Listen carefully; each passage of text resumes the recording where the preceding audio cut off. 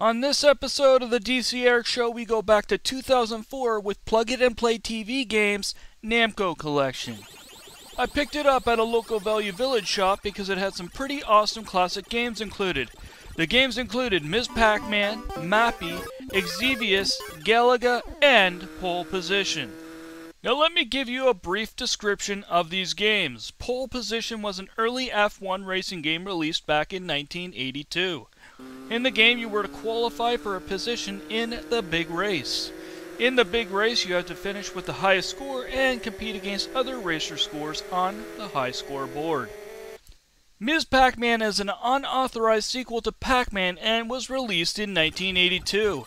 In the game, you have to collect the dots, which are food, and by collecting them all, you can complete the level.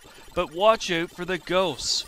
If you collect the big dots, which are in every corner of each level, you can then eat the ghosts, but be quick, because it doesn't last very long. The game has continuous levels, and there is no way to officially beat the game. You're all out for the highest score. Exevious is one of the earliest shooter games released for arcade back in 1982. In this game, you destroy enemies to raise your score. The game will get increasingly more difficult with each area you enter. There is 16 areas in the game. Once you have completed Area 16, you will return to Area 7 and continue on. There is no finish to this game. You are all out for the highest score. Galaga is another early shooter made in 1981, which has you shooting enemies for a high score. This is another game that is unbeatable, and you're meant to compete for the highest score. Mappy is the final game in the package, which was released in 1983. In this game, you're supposed to jump from platform to collect items while dodging enemies, which are called Meowkies. Some platforms have doors which can only be opened by the bigger Meowkies, so make sure a door is open or you may get attacked. This device is battery powered by 4 AA batteries and seems to last a pretty long time. I bought this a couple years back and the batteries still haven't died. I'm assuming when the device is turned off, the batteries aren't being used like other devices do when they aren't turned on. The Plug It and Play TV game system has a pretty unique control set. The main controls include the joystick, which will have you move your character, a big button, which is the main action button for most games, a small button, which is used for bombs and Exevious, and to change gears and pole position. There's also a menu button that will allow you to quickly and easily get back to the main menu to change to another game. When powering on the Plug It and Play TV game system, you are of course welcomed with a license screen, which notes the games are made by Namco and the Plug It and Play TV game system was produced by Jakks Pacific Inc. After the licensing screen, you are then brought to the main menu of games. The main menu is easy to use. Just scroll up and down with the joystick and select any game using the big action button on the Plug It and Play TV games system. In Pole Position, there's a different control setting to play the game. I know what you're thinking right away. How hard can it be? Move the joystick left to turn left or right to turn right. Well, this is where you're wrong. On this device, you have to twist the joystick to turn your car to the left or right. Once you get used to it, it's pretty easy to control and quite fun. I played Ms. Pac-Man, and you think because it has arcade controls it would play similar to its arcade brother. Well, here's the thing. The games are actually emulated, so there has to be tweaks to make the games play properly and control well. I played this game and got bored right away because the controls just aren't that responsive to me. You'll move the joystick in all directions to move your character, and the character sometimes will get stuck or just won't move in the direction you want it to go. Pressing harder on the joystick helps a bit, but you'll still end up messing up. I'm a big fan of Ms. Pac-Man, but this was ruined by the unresponsive controls. Next up, Galaga. Well, it obviously has the same problem as Ms. Pac-Man, but a little more playable, and you'll probably be able to progress through the game faster than you would in Ms. Pac-Man. I think the game is pretty playable. It does have some minor control problems, but you're able to move around better than you would in Ms. Pac-Man.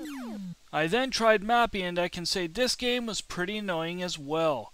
The difficulty is quite hard, and you have to move the joystick fast enough to get to the platform you need to go to.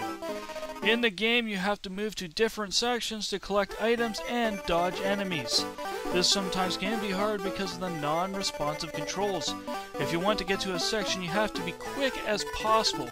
Because of the difficulty and controls, this game is not so playable.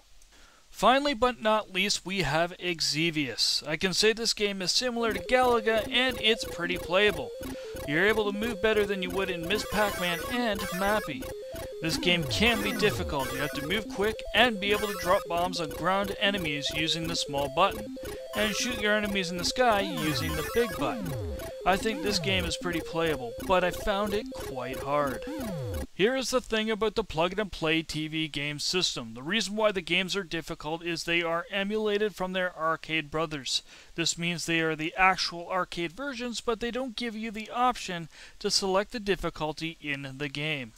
However, the controls to me aren't as accurate. I just don't feel like the arcade versions of these games would be that unresponsive. Now here's another problem that is in all of the games. They contain a high scoreboard and you'd think that's awesome, right? Well, wrong. Because when you turn off the plug-and-play TV game system, the high scoreboard resets.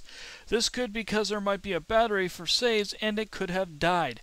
There's a button for resetting the high scores, but however it is not useful because the system resets the score anytime you power off the plug-and-play TV game system.